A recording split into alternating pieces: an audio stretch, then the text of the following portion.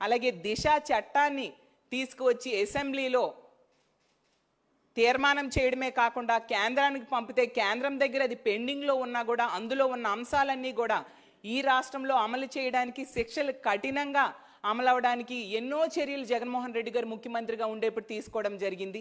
ఇప్పుడు ఏమైపోయాయి? ఈ కూటమి ప్రభుత్వం అధికారంలోకి వచ్చాక ఆ రక్షణ వ్యవస్థలన్నీ ఎందుకు ఈరోజు వీళ్ళు నీరు గార్చేశారో అని నేను అడుగుతూ ఉన్నాను. నిజంగా చాలా దారుణమైన పరిస్థితులు మహిళల రక్షణ విషయంలో ఆంధ్రప్రదేశ్ రాష్ట్రంలో ఉన్నాయి.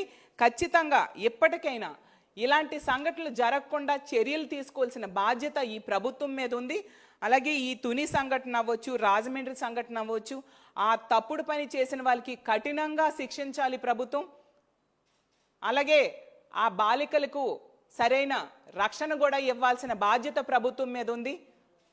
మా పార్టీ నాయకులు వెలుగులోకి తీసుకొచ్చేంత వరకు కూడా పోలీసులు ఏం చేస్తూ ఉన్నారు?